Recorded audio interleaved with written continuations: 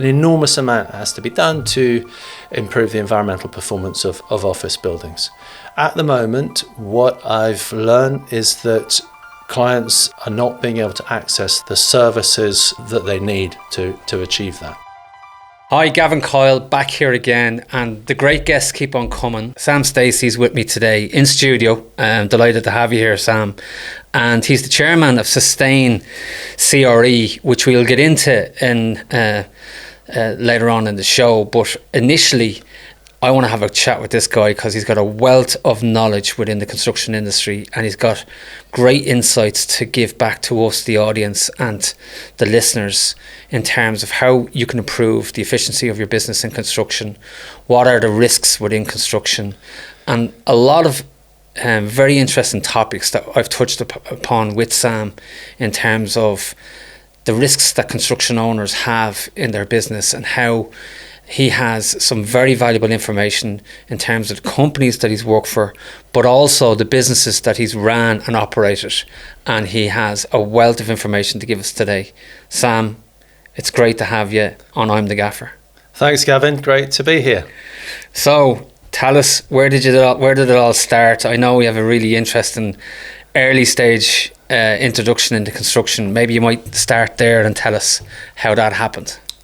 Yeah, so I'm one of those people who kind of had a passion for something really early on in life. I was a little kid looking through the gaps in the hoarding of building sites and thinking, what's going on in there? What's going on in there? So I've been always fascinated by it. As I've matured, I thought, I really want to understand how the industry works, how we can sort of make it more effective, get better results from what everyone's doing in the industry. And I've always been inspired by just making lovely buildings that people enjoy. Yeah, and tell us about your childhood, coming through as a child, and was there an entrepreneurial, because it seems to be a streak, if you don't mind me saying so, of entrepreneurship in you. Was that within the family unit, or maybe it wasn't, I don't know. Tell me, where did you get the grasp for business? It's a very good question, and the answer is yes, absolutely. My dad was an entrepreneur, at least for the bulk of his career. Okay. Totally different industry, publishing. He was in, but I could feel the excitement of it, and that joy of kind of the creativity of creating new things through business. Yeah. So strong streak coming through from my dad's side in terms of that, and there was also a fit and an inspiration, I think, from my mother's side. So my mother was a professional sculptor. Wow. And quite successful, actually, in her time. Really made a career of it. Beautiful work that she did. Yeah. So she could make anything. I've got a picture in my mind of her in the garden with a trowel and a brick in her hand, making a brick wall in the garden. That's a different type of construction. Yeah. So combination of that entrepreneurial inspiration from my father's side, and that just love of making things and materials and physical creativity from my mum's side. Wow, what role models to have, a creative, innovative construction mother, and your father in the publishing business, which is cutthroat, I'd imagine, in terms of competitiveness and stuff like that. Absolutely. So did you go into college then straight away after school, or?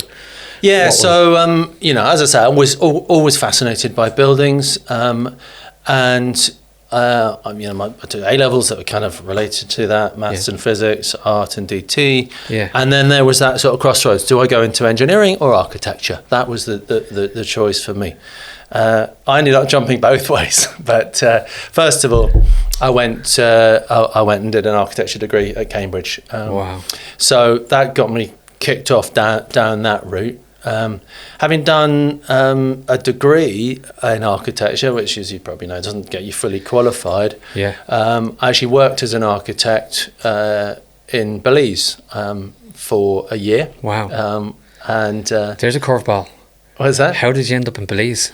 I honestly, I was just having a bit of I'd done my degree, and I was just sort of taking stock a little bit, and I showed up at these friends of friends place who had a resort in Belize, British people, and you just showed up.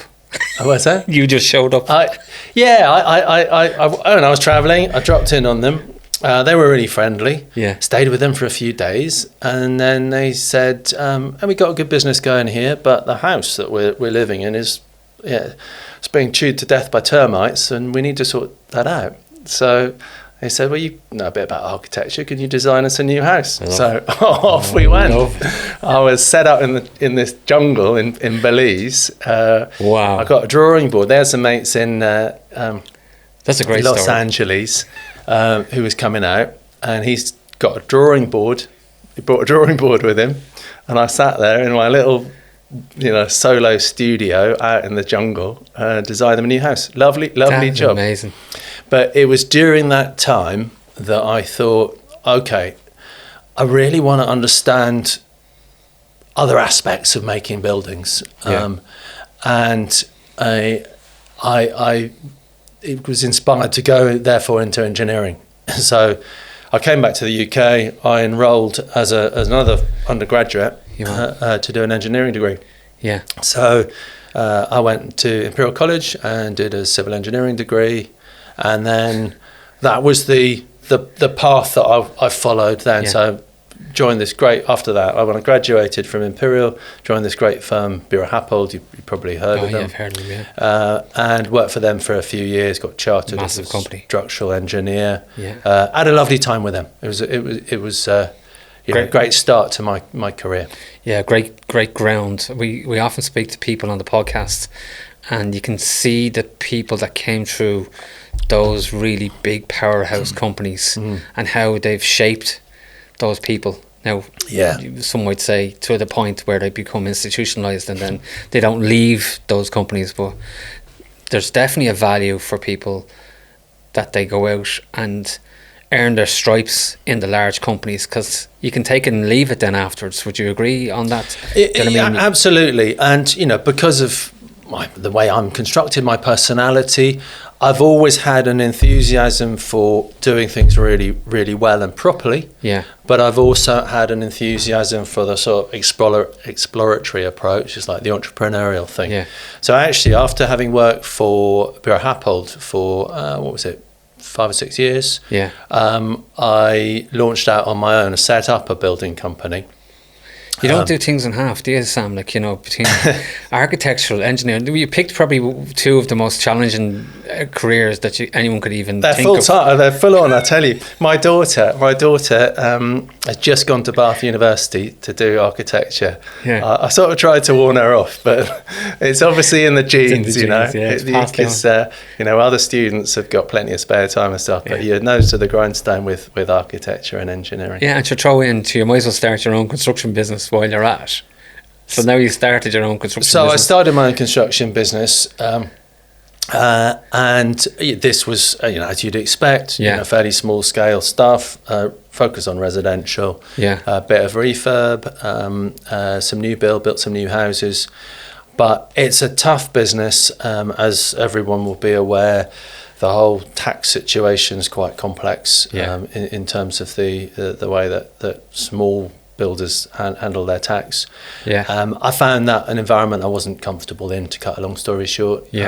So after 3 years of that, I jumped back into the big corporate. And I joined Wates Construction. Another big name. Excellent company. I would have worked with them in a past life through a company that I worked with, and I got a major exposure to some of the projects Wates were doing, and they seem to have brought the brand of a construction company to another level where other companies weren't really at. Some 25 years ago, where they said, no, the brand is just as important. The hoardings, the way the site was laid out, the housekeeping, the procedures, the policies, the processes. They seem to have a really slick machine.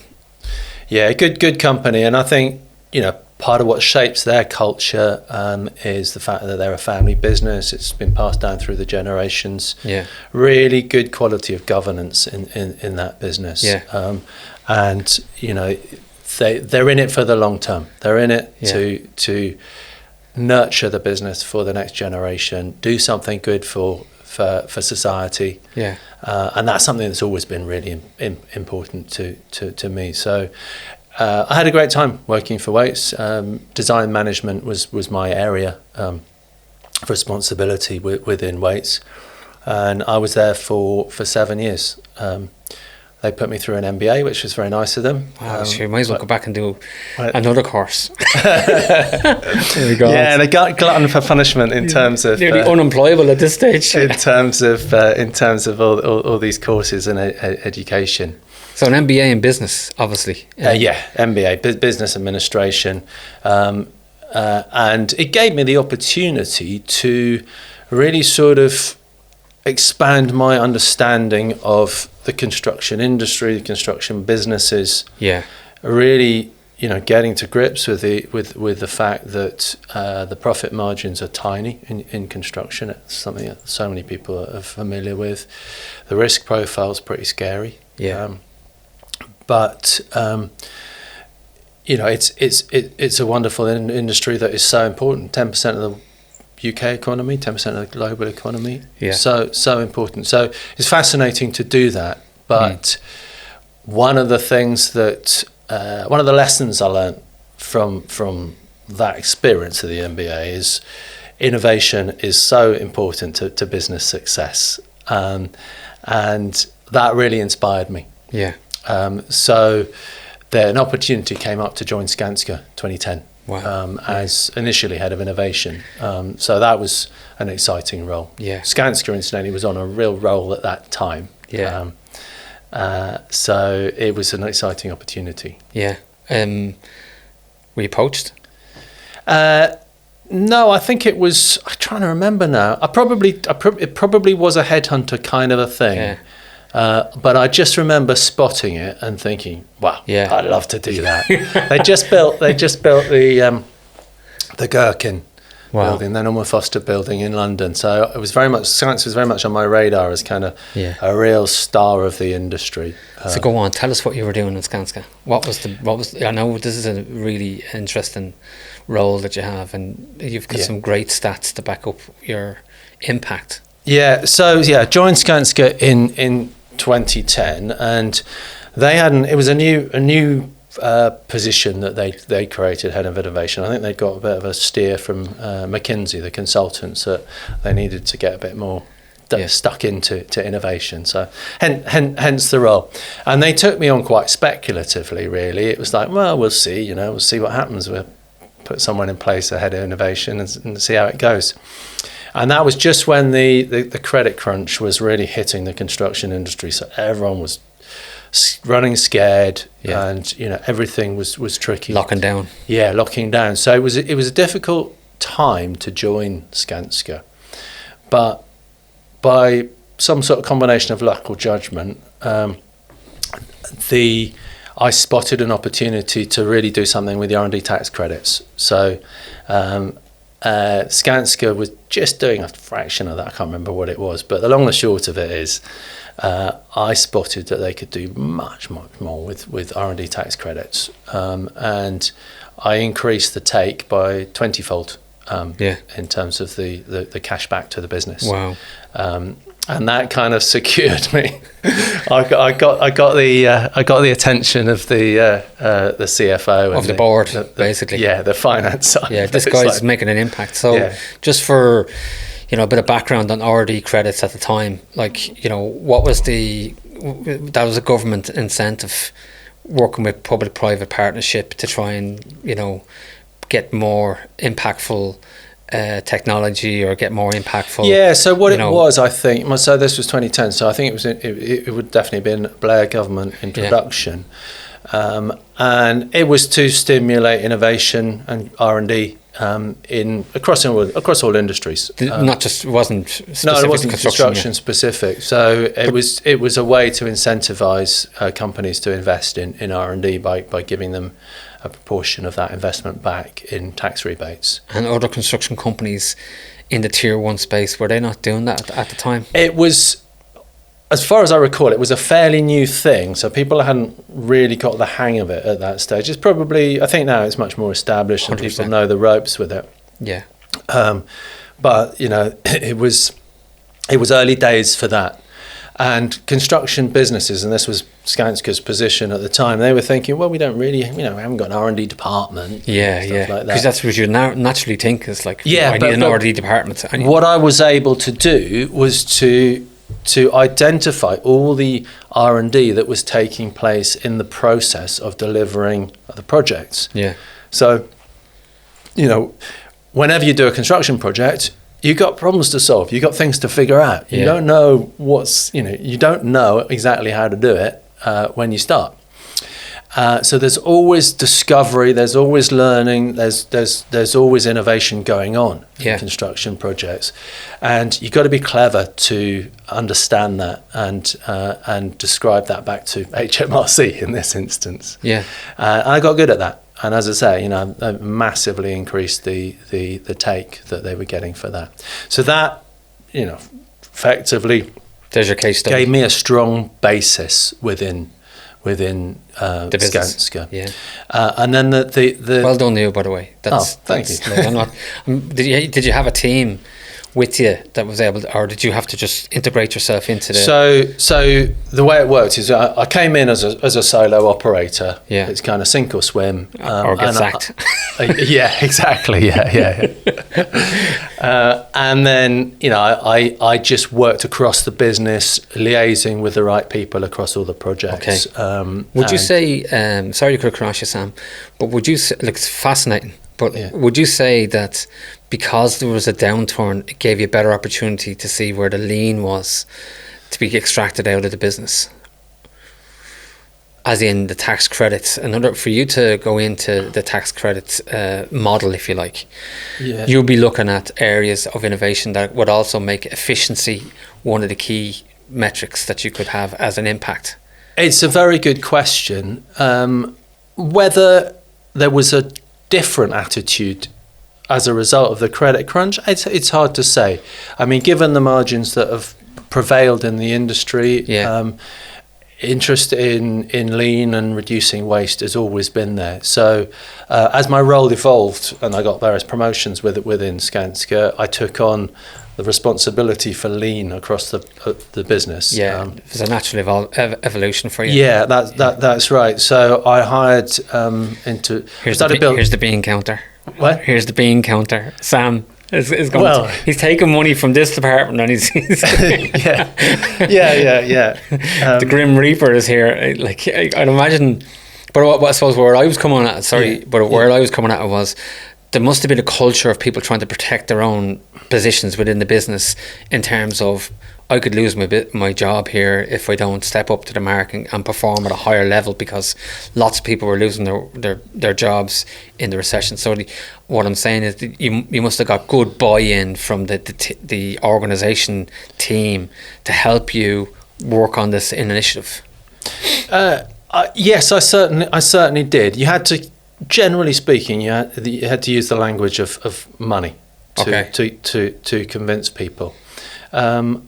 It wasn't about cuts or anything. Skanska's order book was actually pretty healthy at that stage. So it wasn't so much that. It was much more about looking at projects and programs and seeing what we could do to deliver them more efficiently. So luckily, no one felt under threat in terms of their position as a result of what I was doing. Yeah. It was much more a question of, I think the strain really was, how can we deliver the output that we need with the workforce that we've got? Because we've got plenty of work on at that time. Okay. Which, as I say, is kind of lucky for that. Yeah, I suppose there's a vacuum there of companies going out of business as well. Yeah. That someone has to fill that position. So it wasn't too problematic, and I put in place all these time and motion studies, and I remember there was a thing we did, the scalpel building.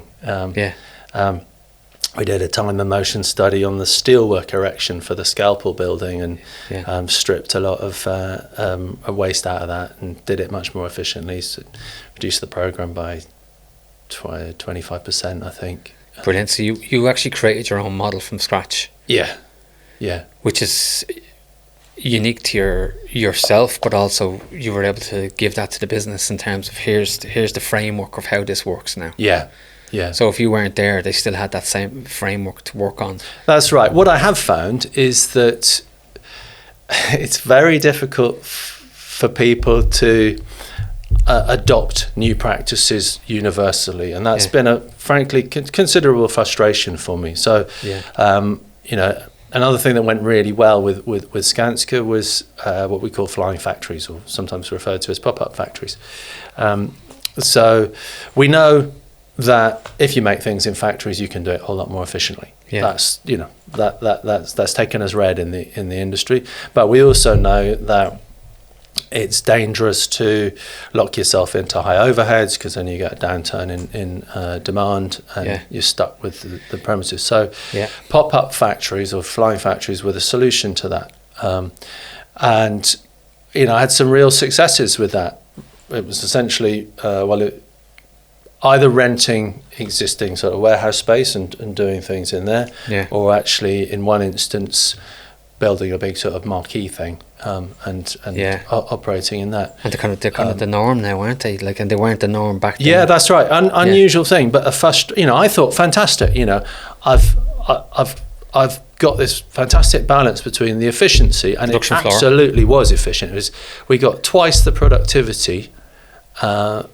In fact, one case we got twice the productivity. Another one, it was 60% improvement in productivity from operating in these flying factories. Yeah. But the business, every time on a project, you sort of say, well, you know, I think this would be a good idea to apply this here. Oh, it's too early, or it's too late, or it doesn't fit the contract type. It's crazy. It is crazy, because it's the sort of thing people should go, yeah, that works. Let's just do more of it. Brilliant. And like the lessons in that alone, amazing. And so after Skanska, then you've really got a head steam now at this stage, because you've kind of, you know, you've put a foot down in the construction industry, and I'm sure people were starting to stand up and go, this guy has something about him. Where did you go after Skanska? So the story starts with Brexit. So 2016, Brexit vote comes through. In the aftermath of the Brexit vote, there was a real push to have an industrial strategy for the UK. It's like, right, we need to get our act together, industrial strategy. And then as part of that sort of overarching strategy, there was sector deals going to be happening for different industries. There was sort of groups that got together to put together a proposal for the construction sector, and I was involved in the sort of round tables and things for that. We got the funding, and they needed someone to run it. So that I was very much headhunted for. Wow. And that kicked off in 2018. And the job title was Challenge Director Transforming Construction. Right. 4-year program, decent amount of money put into 170 million was the budget that I controlled. Wow. As part of that. And it was a wonderful opportunity to draw on all the innovation experience that I'd had, and mainly through my 8 years at Skanska, but you know, other parts of my career as well. Yeah. But you know, that all boiled down really to digital techniques, manufacturing techniques, and sustainability solutions for the industry. So that was the sort of scope of the portfolio. Yeah. And you know, it was a fantastic job to have, really. Mm-hmm. I worked closely with government in the sense of the government departments that were involved in procuring and delivering buildings. So it's complex, but you know, simply put, you've got departments that deal with military stuff and hospitals and schools and all that. So working closely with the departments that are procuring buildings, working with innovative or shaping grant funding opportunities, grant funding calls as they're known, to get bids from innovative companies.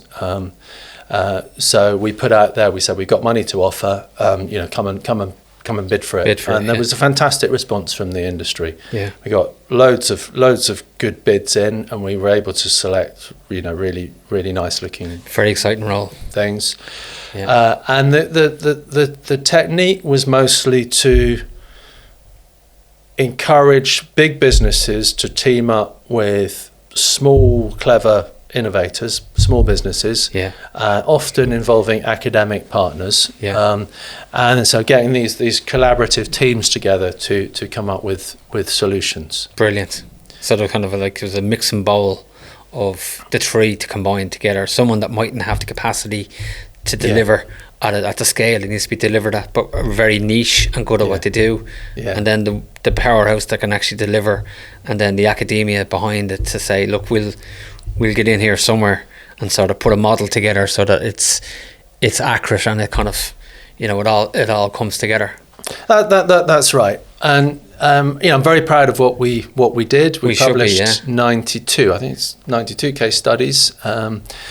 We changed procurement policy for the built environment. Wow. There was a very thorough impact report done on the program, which had great results. So what they found from the impact study was that 92% of the businesses that that had been involved in the program had increased their profits.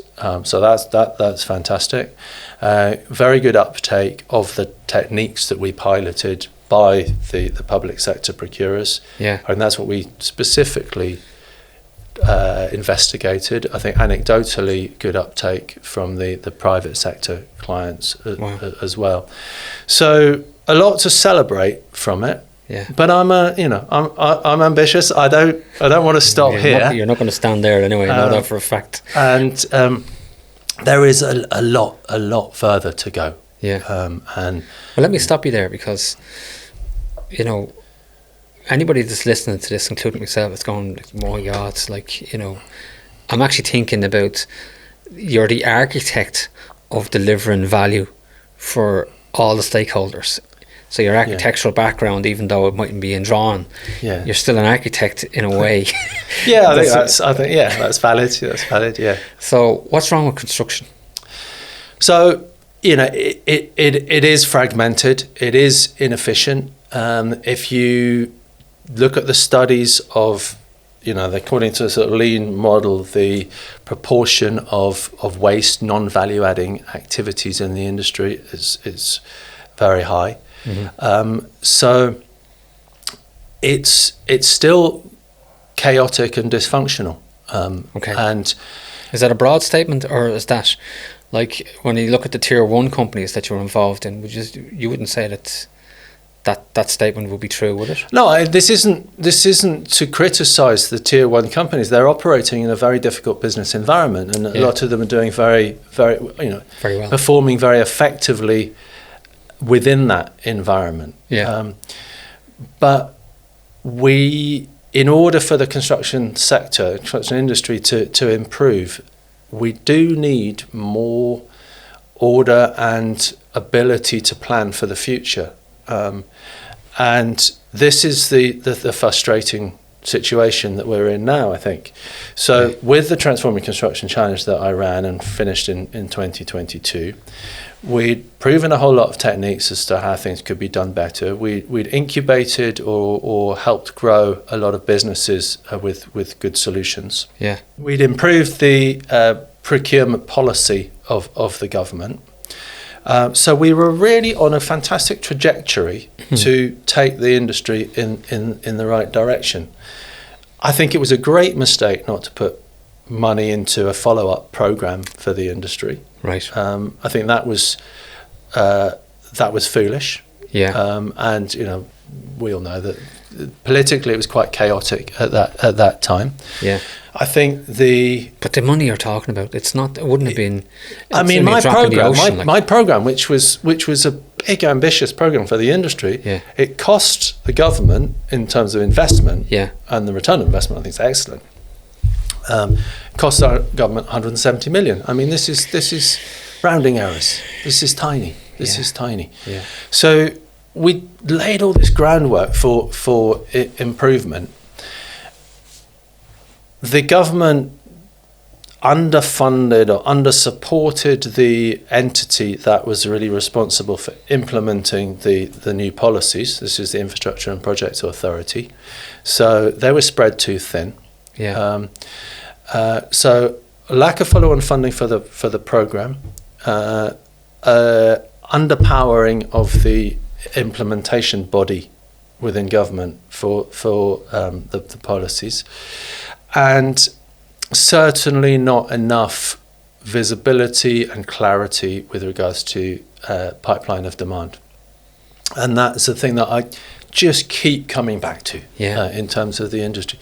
If, as a sort of thought experiment, you can say, if we knew exactly what this country was going to be building over the next 10 years, if it was all mapped out, then the industry and everybody could respond to that and say, right, we can really put together a plan for how to do that efficiently and effectively. Yeah. And at a grand scale. At a grand scale. I'm talking the whole bang shoot. Roads, residential, everything is very much on people's minds. Hospitals, schools, the whole lot. Yeah. And we've, the government's made some attempts to do that. Mm-hmm. Previous government, current government, jury's out right now. What the current government has done is promised 1.5 million homes in the life of this parliament. At the moment, there's no evidence that they've really thought through how that's going to happen. Yeah. But it's better than not having that promise, because let's face it, it's not just about building 1.5 million homes. It's not like you just build some homes. Yeah. You need homes with schools and roads and healthcare centres and, dare I say it, prisons. I know. Well, that's another issue. But tell me, as you're talking there, I'm intrigued to know what your position is on public-private partnerships in regards to getting to this utopian model of, enough housing, I am a supporter of public-private PPP or PFI. Yeah. I think it's got a lot. I think they've got a lot that's good about them. I think somehow the press or some people in politics decided to undermine the confidence in this. Clearly, it needs to be done right, and adjustments need to be made. It was a newish thing. I can't remember when they first came in. It was early in the Blair government, I think. So, the tabloids can always kind of identify and dumb things that were done in relation to PFI. Yeah. But the fundamentals of the concept are that we build for the long term, and we optimize life cycle cost and maintenance of the assets, and we share the burden between the public and the private sector. What's not to like about that? Well, I'm just going to play devil's advocate. From what I hear is that the lifespan of a politician and a sitting government, if you like, is not long enough to validate the relationship that's needed on some of the massive infrastructure projects or whatever else. And maybe an incoming government mightn't want to take over the baggage that some of these projects are carrying, if you like, and say, look, I don't want to be the one that's labelled as the party that, delivered this particular project at X amount of billion, when I can spend that couple of billion in somewhere else based on the reason I got into politics or got my seat. I think, to be honest with you, I think that's a slightly separate issue. I don't want to go down the politics route now, but I think the complexities of the time horizons that politicians work to, there's a lot of complexity to it, because they need quick wins. They need to show that they're getting results by the next election cycle and so forth.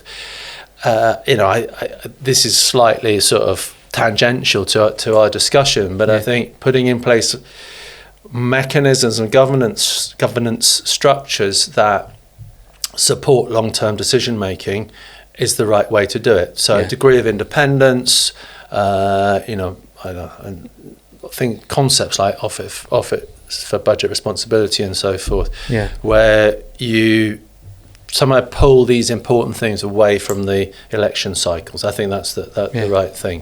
Mm-hmm. So, no, it's a fair point. It's a fair comment. I think the government has actually, partly because of the statements they've made, they have a fantastic opportunity to really get hold of this. And fix it.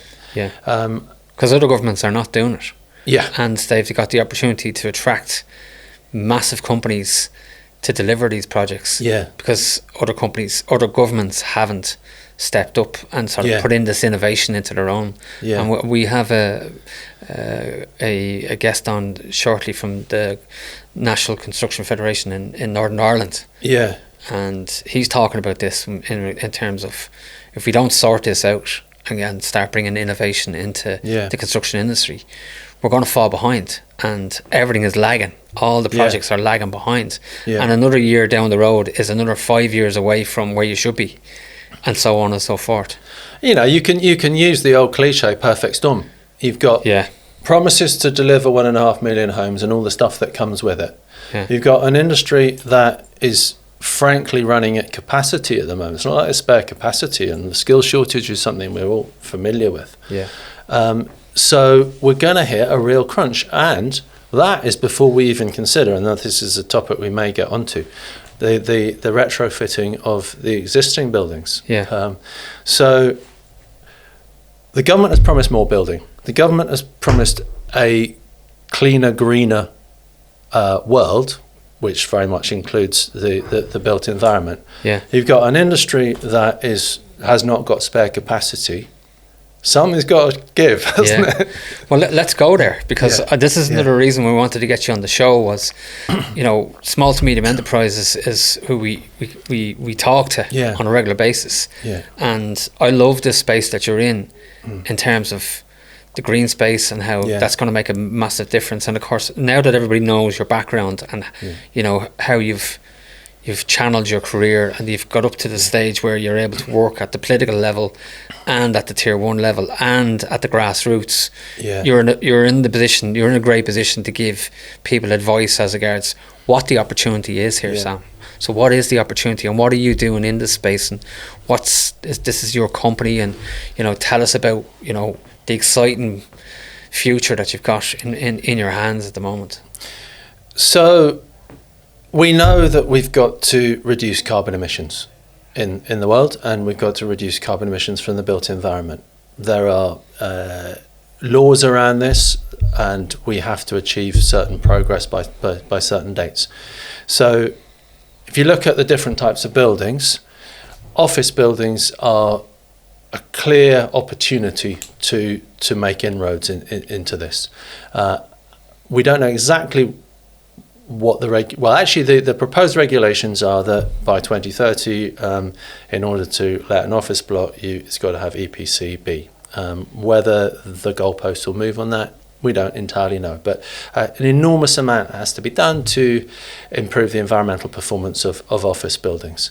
At the moment, what I've learned is that clients are not being able to access the services that they need to achieve that.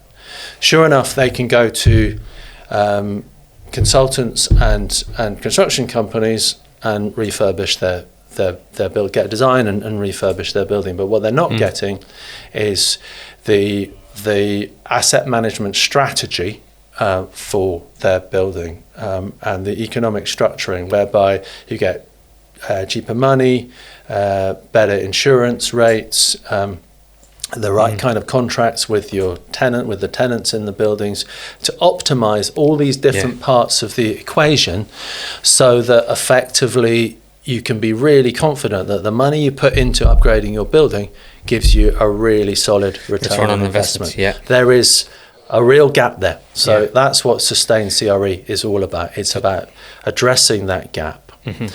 And the journey we've been on so far, so this has been effectively a couple of years in development at the moment, and what we've realised is that we need a very scalable model with regards to this. We need, with a relatively small team or efficient use of resources, we need to be able to address a large portfolio of buildings.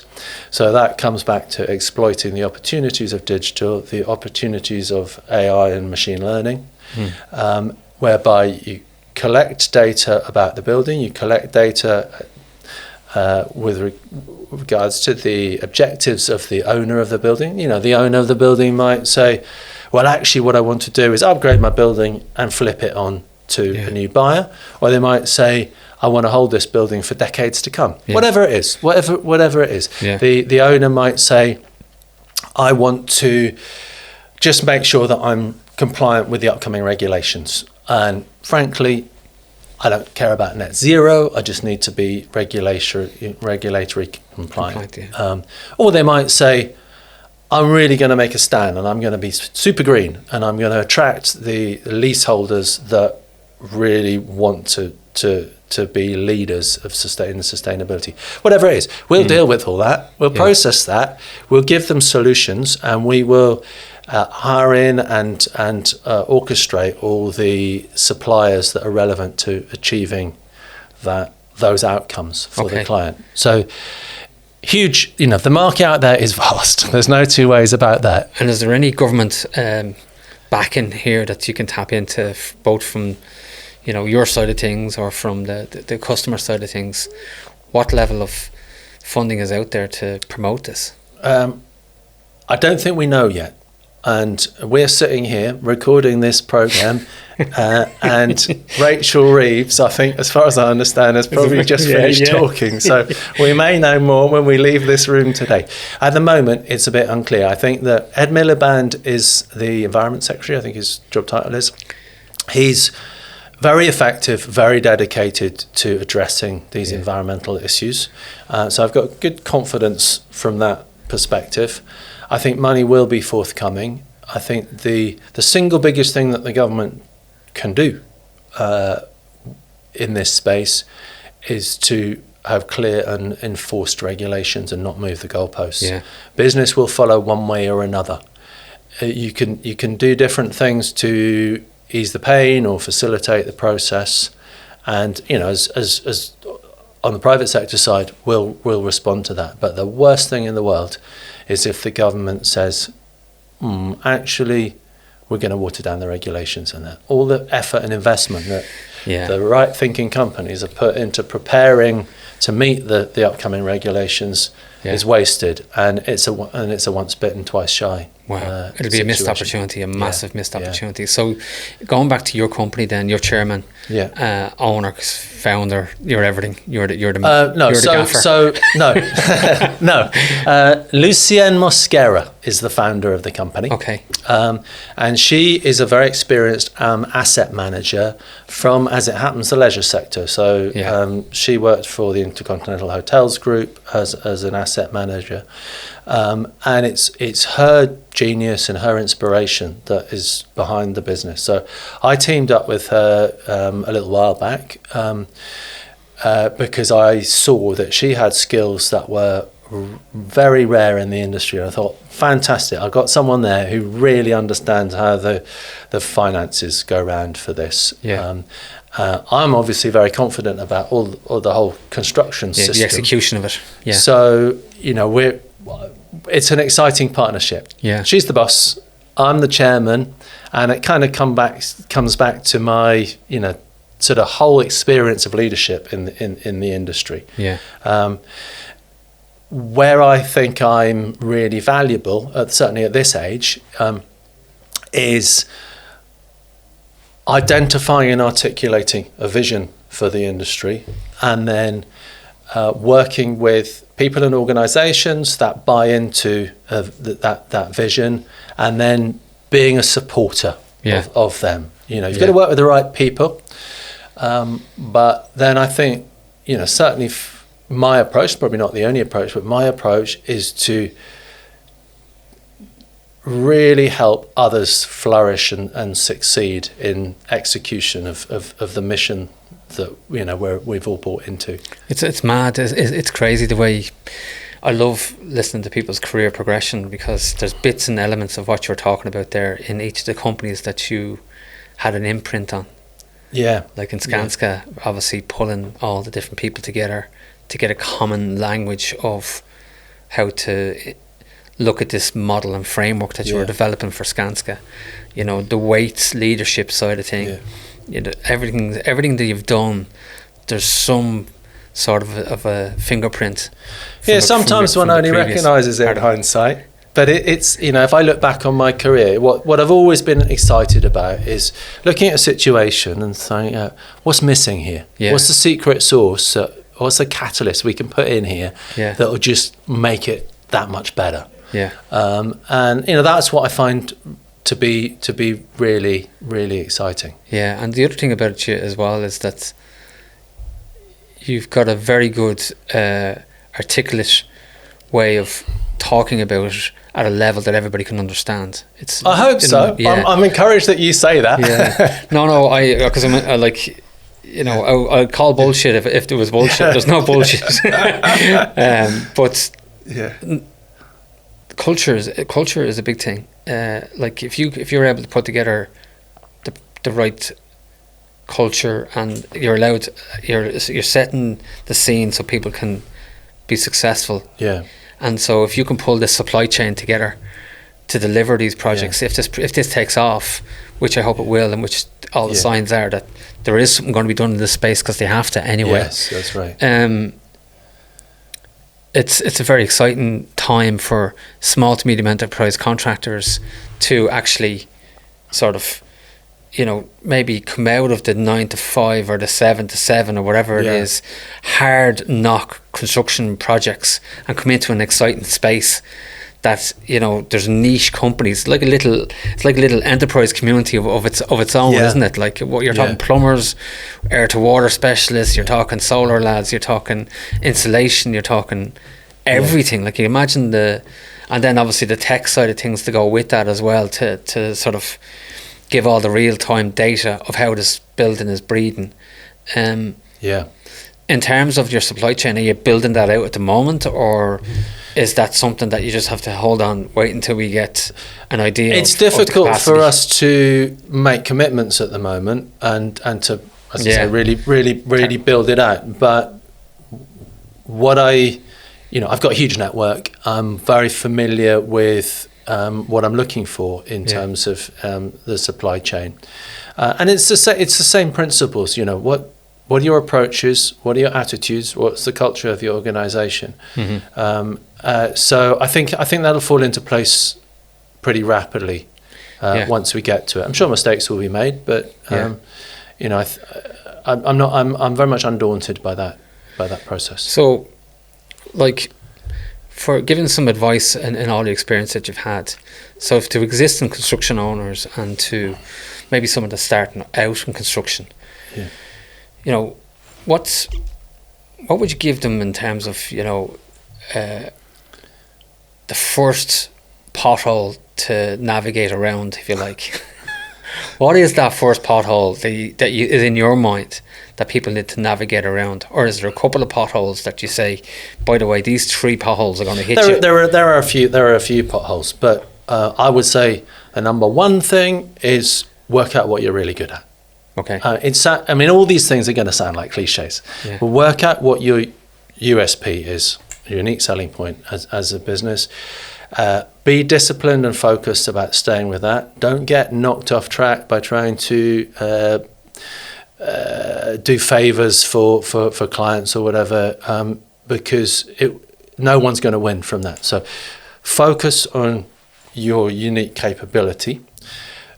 Think about standardisation and scaling of that unique capability, and you know, you ideally you have a system or a platform that enables you to grow rapidly without hiring lots of people. It's not going to be applicable in all cases, but you need a standard system for it, and standardise as much as possible what you're doing so you can scale it. Again, another cliche, what's your cash flow?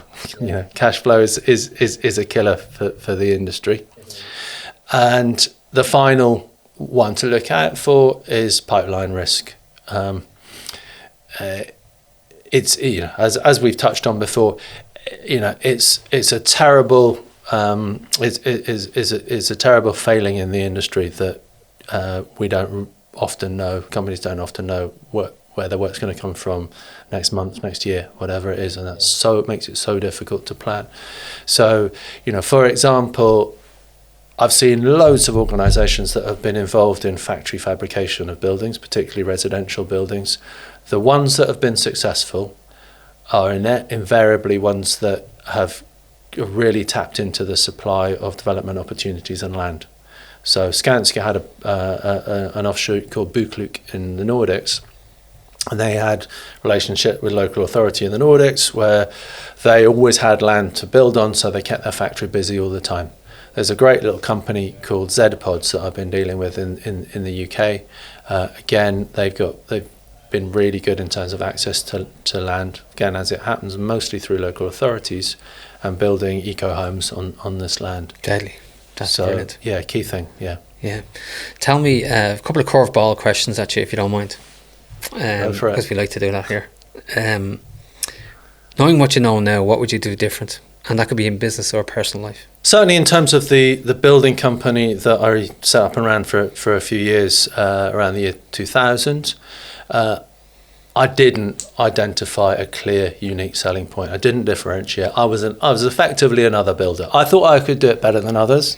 Yeah. But I was effectively another builder. Also, I was operating in an environment where it was difficult to play strictly by the rules. So I think be very careful of those two things. I would do those differently. Brilliant advice. Avoid those two areas. As someone that I know in the space of business as well, he uses the terminology or the analogy of a moat around your business. Build a moat around your business so that somebody can't easily replicate it. Sure. And regulatory stuff, a moat, definitely in the energy space, the retrofit space. There is moats there in terms of you're able to get all these stakeholders together. You're able to get the grant funding, or if it comes through, or whatever else. There's a lot of stuff there, moving parts that you can create your own moat around. And I think that's a massive bit of advice that you're giving people, in the sense that we do fall into this sort of category of, we just keep the head down and probably think that everything is going well, and then all of a sudden all it takes is one job and the whole lot is in the bin. Everything, mortgage. I know, and it's it's terrible. I mean, again, another topic. Mental health and all that is a massive issue. Suicides in our industry, tragically higher, orders of magnitude almost higher than some other industries. Yeah. Stressful industry if you're not careful. Yeah, very stressful, but very rewarding, very exciting, but at the same time can easily turn dark, and then nobody's coming running to the door to help you. Sure. Favorite book that you read? It doesn't have to be business. Again, it doesn't have to be business. It can be anything. A book that stands out for you. Well, it's always hard to I haven't got. I'm reading a book at the moment. Go for it. Called Deep Utopia. Oh, come on. Deep Utopia. Yeah. Okay. So it's nothing got to do with drugs or anything like that. Just for the so we get the cards clear. No, nothing to do with it. This is the sort of philosophy behind, what are we all trying to achieve as a society? What represents sort of the optimum society and the optimum outcome for human beings and beyond. And it's a fascinating topic because so much of what we think we want is probably not what we actually want. Brilliant statement. So it's a really intelligent investigation. Yeah. It's by a guy called Nick Bostrom, I think. Okay. Philosophy professor at Oxford University. So goes back to the old saying, what we need and is it what you need or what you want? Yeah, really, that's right. Isn't it? Yeah. So lots of interesting questions in there. Do we really want to have a world where we've got an infinite amount of leisure time or whatever it is, and what are we going to do with that? Anyway, that's my answer. Wow. I'll keep that in mind the day I retire. But it's 500 pages. Oh, stop! It'll be definitely an Audible then. It'll definitely be that Audible. Something of interest about you that not many people would pick up on, Sam, or not many people would know. Now, you don't, if there's anything in the closet here, we don't want to know it. That's not the purpose of this question. That's disclaimer straight away. Yeah. No, it's all right. It's all right. I don't need to worry about that. I don't want your wife or any of your partner ringing me going, here. Okay. One of the things, one of my childhood dreams, apart from working in construction, which I fulfilled, I wanted to be an explorer. Okay. Scott of the Antarctic and Shackleton. And actually, I'm an explorer because I made the first ascent of a mountain in Pakistan. So it's there in the record books. Wow. First ascent of the Poot Tower in Pakistan. Well done, you. Oh my God. How did that come about? I've always loved the mountains. I've abseiled that. Oh yeah. Wow. I had to get rescued once off a cliff face in Thailand, Christmas Day. That's amazing. I got stuck anyway, but I've always been interested. I've always loved mountains. I love that adventurous, adventure thing, and bit of adrenaline. Yeah, and I teamed up with the right people, and we got it done. Yeah. Well done. 1996, I think it was. Favorite movie? Gotta say Scarface with Al Pacino. Yeah, I just love it. Yeah.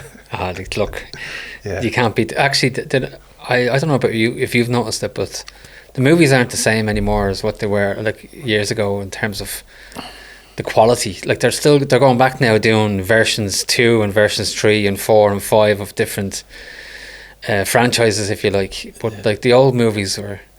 I think we've got to be careful of showing our age there. No, you don't even have to go back too far. Like you know, just it seems that the quality, and maybe it's a Netflix thing that I don't know. There isn't as much budget in Hollywood as what there was. Maybe I don't know. Yeah. I don't know, but like the fact that you can just turn on Scarface every couple of years and it's like as if you're watching it fresh again. I know. Sopranos for me as well even though unfortunately it didn't get the length of series that it should have got because of natural causes or people obviously passing away, but like you go back to Sopranos and look at some of the episodes and you still crack up watching it, don't you? Favorite holiday destination and why? For me, I'd head off to the Himalayas. That's what I would choose. I'm guessing your wife doesn't want to go to the Himalayas. you guessed right, Gavin. So that's it. So you're being selfish on this one. You're going. Yeah. So I've yielded to the family pressure. Go on for quite a while now, and camping. So no, it's beach holidays. So beaches. I'll tell you what though, this summer I was in Albania and it was fantastic. Wow. Really interesting, nice landscape, nice beaches, interesting. Yeah. Good value. Yeah. Wouldn't be at the top of everybody's list that you would think of. No, Albania. it was literally. It was kind of let's do something a bit different. Yeah. And a bit of it felt reasonably adventurous. It's not hanging off a cliff face, which maybe I would have preferred. It's not really going to suit the family, but no, it was great. Yeah, brilliant. So Sam, tell us, like we've had a brilliant conversation. I don't know about you, but I really enjoyed today. Tell us about the future for yourself, the business. Just give us an idea of then if people want to get in touch with you, how do they get in touch with you? Is there a website or what would you say to people that are listening to this and going, God, I need to talk to this person because I think there's a great opportunity in what he's talking about, or it resonated with me where he's going. Like, are you open to sort of discovery calls with people? Absolutely, I am. I think LinkedIn's the best way. LinkedIn's always going to be there. Yeah. Message me through LinkedIn, and we'll take it from there. So it's just Sam Stacey. Yeah, Sam Stacey. Chairman of Sustain CRE, But I don't think there's a lot of other Sam Staceys out there to confuse me with. Do you do any speaking engagements or anything like that? As well? Yeah, I've done many over the years. So they come and go a little bit. So yeah. Yeah. So listen, Sam. Brilliant to talk to you. Actually, I really enjoyed today's conversation. Me too. Absolutely. Fascinating guy. Yeah. What a career. Like, I don't know where to start with you. I was actually coming in today going, like, there's just like, it's great to have this platform that we can have talks with people like you, and you can give back some of this information that you have and the insights that you've got. We wish you all the best in the future, and we hope that people reach out to you and get more knowledge out of you than I try to get out of you today, and hopefully people took one or two things away from today's discussion. Wonderful. That's been a great conversation. Thank you very much. Thank you for inviting me in. Thanks, Sam.